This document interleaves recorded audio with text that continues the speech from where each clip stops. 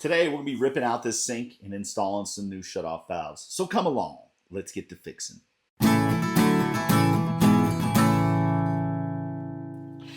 This towel is soaked. There actually is a leak. This self-tapping saddle valve right here that hooks up the fridge line actually made quite a mess. We're going to cut all this out, redo it. Here, get that garbage disposal unplugged. Shut that off. That's going to kill the water. This is my main water shut off. Like it. Quarter turn valve, shut her down. This hose bib is right below my kitchen sink. We'll turn that on. Then we'll go open up the faucet, let all the water drain out. So these multi-turn handles are frozen. With the whole house being shut off, we don't have to worry about that. Now we can just disconnect the supply lines. Oh, that doesn't want to come off of that. Just chop that bad boy off there. Faucet ain't getting reused. Take off the dishwasher drain. Grab yourself something to put some water in. You're going to get a little bit somewhere. Those bolts out of there. Now it's time to get the garbage disposal out. You're going to pull clockwise on the body while pushing this ring counterclockwise. And then it'll come apart. Get this nut right here off this basket strainer. Wow, very surprised that that didn't leak with no washer on it. Very surprised. We're not going to be using this piece anymore. We can get that popped out of there. Take this right here to the back. So now we've got space. We're able to get up around the edge of this sink to access the clips to remove the whole sink. And now with all these out, we're ready to remove the sink. Oh, yeah, that didn't even... We didn't even have to pop that or anything. It just was able to come right out. Okay. Get that out of there. I'll grab a putty knife, shut the cabinets, clean off what appears to be old plumber's putty. This looks like it's been leaking for a little bit. We will get all this cleaned up, use some spray cleaner, and get ready for the new sink install. And that turned out really nice. Now we're going to start on the water. Let's disconnect the poly tubing that goes to the fridge from the saddle valve. These saddle clamps are nothing but trouble.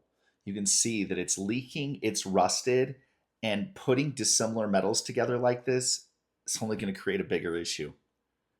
So this little Milwaukee cutter right here has been one of my favorite new little cool tools. Just works really well. We got to stop putting freaking steel escutcheons on copper pipe. Like, that should never be. There we go. I'm going to tuck this 1/4-inch tubing down in the hole a little bit to give myself some space to solder. Sometimes the paint's too thick on your pipe to sand. Grab a torch, burn it up, then grab a brush, scrape that off, and then hit it with the sandpaper or your emery cloth again, and it's going to shine up pretty. Ream the inside of each pipe. Let's get all of our fittings clean.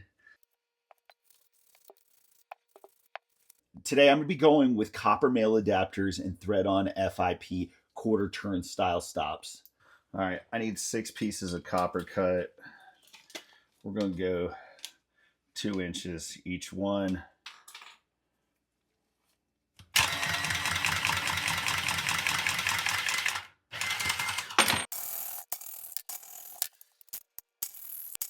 This is by far the easiest and fastest way to cut 1/2 inch, 3/4 inch, and 1 inch copper pipe right here. You're doing a lot of it. You're wanting one of these. Now we got to ream it all. To clean all these nipples, I'm going to use a 4-in-1 cleaning brush. This is a great product that makes this job a lot simpler, cleaning both nipples and fittings, 1/2 inch and 3/4. If you guys need any of this stuff, I'll put links in the description box below. You can check out my link tree, check out my Amazon page.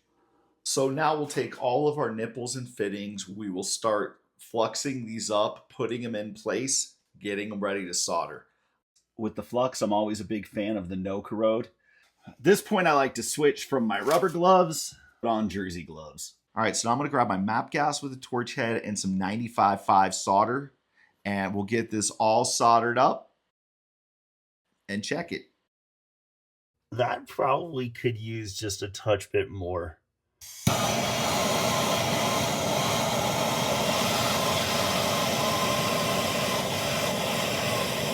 All right. Putting these angle stops on, I like to use at least 3 wraps of Teflon, followed up with a little bit of Megalock. You always want to make sure there's no Teflon on your first thread. You don't want anything getting bunched up on the front side of this and causing any kind of blockage or anything like that. Okay. Megalock right around the Teflon. Doesn't have to be tons. I got a 1/2-inch female adapter by 1/4 inch for my fridge supply. I've got a 1/2-inch FIP by 3/8 compression for the faucet straight stop, and I've got a 1/2 inch by 3/8 compression angle stop, and this is going to be for the dishwasher. Grab my favorite adjustable jaw combo. These things are slim. All right, so I started with the fridge line. We are going to face this angle stop down. Install the straight stop for the cold side of the faucet. Over on the hot side, put in the dishwasher angle stop facing down, and then install the straight stop for the faucet.